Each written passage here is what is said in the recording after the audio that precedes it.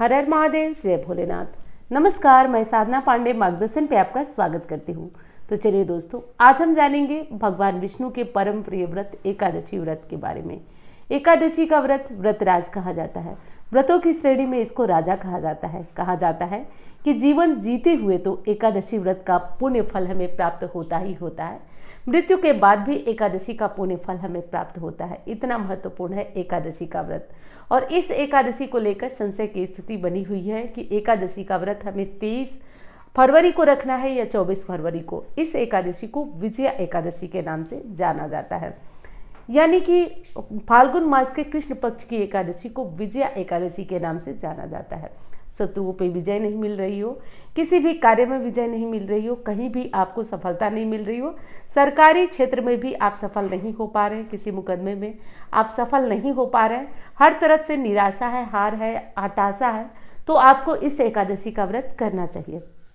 अब बारी आती है कि अगर कोई नया व्रत इस व्रत को करना चाहे, प्रारंभ करना चाहे, तो इस व्रत को कर सकता है या नहीं। तो बिल्कुल इस व्रत को किया जा सकता है।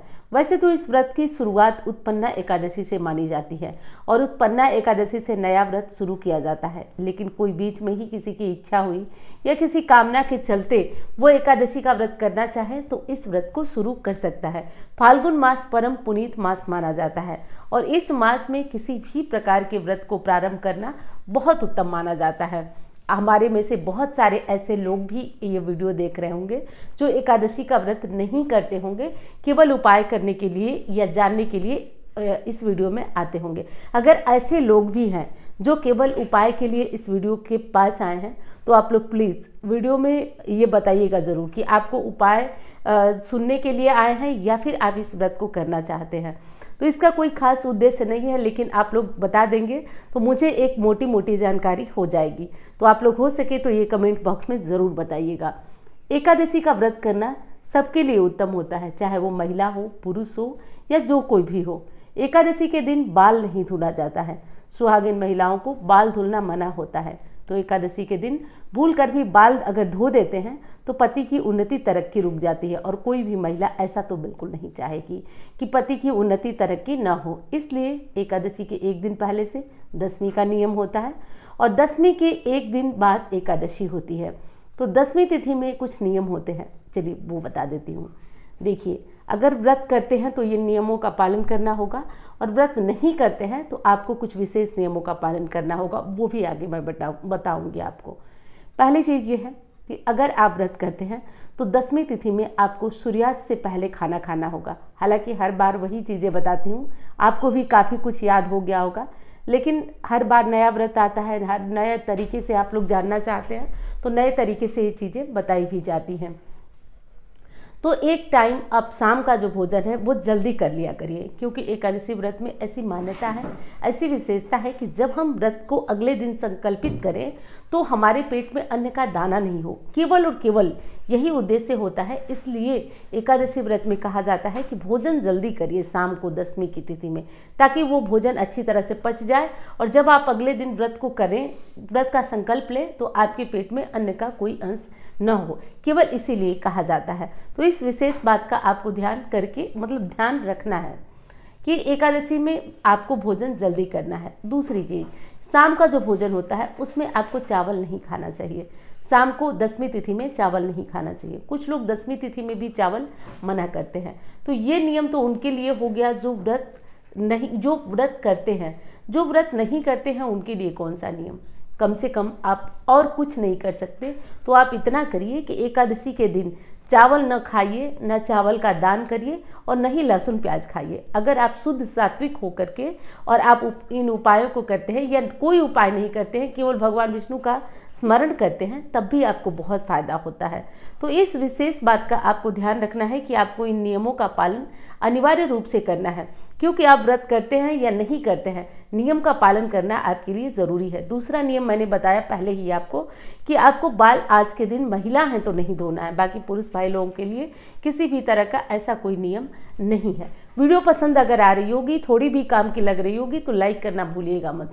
चैनल को आपने सब्सक्राइब नहीं किया तो ज़रूर कर लीजिए, मुझे भी हौसला और मोटिवेशन मिलता रहेगा। अब दूसरी चीज़ बता देती हूँ आपको कि एकादशी का व्रत जो करेंगे उनके लिए तो कुछ विशेष नियम मैंने बताया। अब बात कर लेते हैं कि इस एकादशी का आपको व्रत किस दिन करना है और पारण किस मुहूर्त में करना है। तो एकादशी तिथि की शुरुआत हो रही है 23 तारीख को। 23 तारीख को दोपहर को 1:40 पर और एकादशी तिथि की समाप्ति हो रही है 24 फरवरी को 1:40 पर। तो इस विशेष बात का ध्यान रखिए और उदया तिथि को मानते हुए, क्योंकि उदया तिथि में सूर्योदय के काल में जब कोई तिथि हमें मिलती है तो उस काल में हमें व्रत करना उत्तम होता है।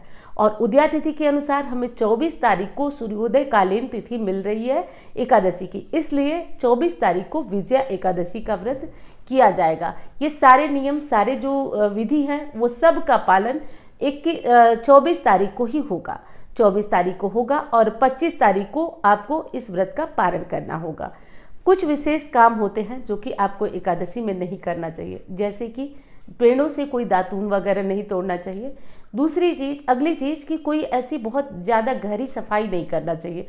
इसका एक ही उद्देश्य होता है कि कोई साफ सफाई में कोई जीव जंतु, कीड़े मकोड़े कुछ भी हमारे हाथ से नहीं मरना चाहिए, क्योंकि जितना ज़्यादा पुण्यदायी दिन होता है ना उतना ही इसके नुकसान भी होते हैं। अगर इस दिन कोई दोष हमसे हो जाता है तो इसका बहुत बड़ा नुकसान हमको होता है। तो इस विशेष बात का आपको ध्यान ज़रूर रखना चाहिए। जैसे एक और दुविधा आती है कि जो लोग एकादशी का व्रत करते हैं वो पारण कैसे करें। अगले दिन बहुत सारे श्रद्धालु जो हैं वो लोग प्रदोष का भी व्रत करते हैं, तो दोनों व्रतों में दिक्कत आ जाती है कि पारण कैसे करें।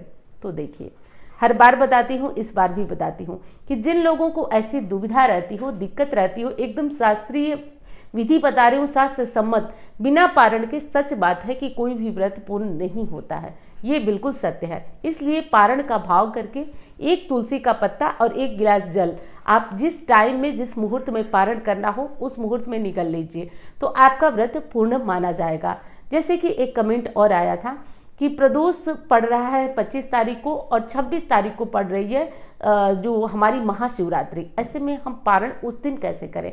तो बिल्कुल ये दोनों ही व्रत महादेव का व्रत है, इसलिए अगर आप तुलसी पत्र, बहुत सारे लोग नहीं निगलते हैं क्योंकि तुलसी जो है शिव जी के व्रत में मान्य नहीं होती है।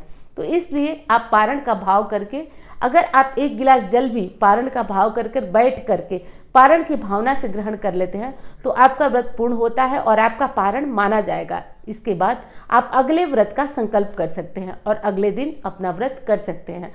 तो चूंकि ये कई बार प्रश्न आया था कि वीडियो में बताइए, तो इसलिए मैंने पहले ही इस बात को स्पष्ट कर दिया।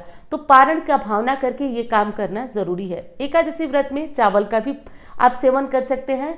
एकादशी के व्रत में बार बार बताती हूँ, आपको भी याद हो गए होंगे ये नियम।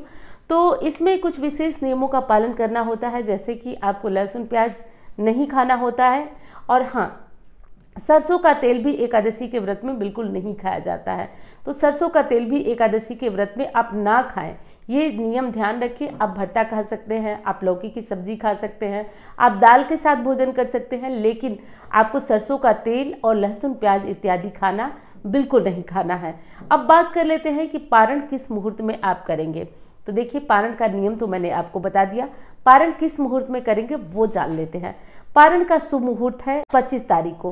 25 तारीख को दोपहर 25 तारीख 6:50 से 9:08 तक, इस मुहूर्त में आप पारण कर लीजिए। और पारण का शुभ और सही मुहूर्त यही है, इसे नोट कर लीजिए। अब बताती हूँ कि विजया एकादशी पर क्या आपको उपाय करना है। देखिए दोस्तों, भगवान श्री राम जब लंका पे चढ़ाई करने वाले थे तो उनको विजय चाहिए थे, और उन्होंने एक बहुत विशेष स्तोत्र का पाठ किया, वो था आदित्य हृदय स्तोत्र। और आज के दिन से अगर आदित्य हृदय स्तोत्र का पाठ आप करना प्रारंभ कर देते हैं तो आपके कामों में आ रही अड़चनें, रुकावटें दूर होती हैं। हालांकि आपको ये लग रहा होगा कि मैं एकादशी के दिन से ये क्या बता रही हूँ, लेकिन आप करके देखिएगा। बहुत चमत्कारी उपाय आज आपको बताने जा रही हूँ, गजब का कॉन्फिडेंस आएगा। अब आप बोलेंगे, सोचेंगे कि कॉन्फिडेंस का करना क्या है, क्या करना है कॉन्फिडेंस का। लेकिन मैं एक चीज़ बताती हूँ, मन के हारे हार है, मन के जीते जीत। दुनिया जीत सकते हैं, दुनिया जीत सकते हैं अगर आपका मन आपके साथ हो, आपका आत्मविश्वास आपके साथ हो। तो आज से अगर आप आदित्य हृदय स्तोत्र का पाठ आप कर लेते हैं, चमत्कार होता है आपके जीवन में। आपके काम में आ रही रुकावटें दूर होती हैं, आपके जीवन में आ रही अड़चनें, परेशानियां, समस्याएं दूर होती हैं। तो जो कोई भी 2 मिनट का समय निकाल पाए वो सुबह एकादशी से शुरू कर और अगर आदित्य हृदय स्तोत्र का पाठ करें तो ज़्यादा नहीं 6 महीने में चमत्कार आपको, मतलब एक होता है 99%, तो मैं कह रही हूँ 100% चमत्कार होना तय हो जाता है। तो आप ये करिए। और दूसरा हमारा उपाय है जो कि बहुत दिनों से मैं आपको बताती चली आ रही हूँ कि कुछ मत करिए, आप ज़्यादा उपाय को मत करिए, बहुत ज़्यादा उपाय मत करिए। लोग मुझसे मिलते हैं और एक चीज़ कहते हैं कि दीदी समझ में नहीं आता है कि आपके इतने सारे उपाय होते हैं, कौन सा करें।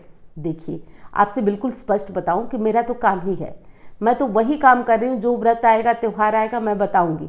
लेकिन आप कुछ 2-4 विशेष उपायों को पकड़िए। अगर हर बार नहीं कर, जैसे मैं एक उपाय आपसे हमेशा बताती हूँ कि एकादशी पर दीपक जलाइए। आप एक दीपक शाम को प्रज्वलित करिए, या और अच्छा करना चाहते हैं तो सुबह को 9 बजे 8 बजे प्रज्वलित करिए और पूरी दिन पूरी रात इस दीपक की देखभाल करिए। बिल्कुल एक छोटे बच्चे की तरह इसकी देखभाल करिए और देखभाल करते हुए इसको कम से कम 12 बजे तक प्रज्वलित होने दीजिए।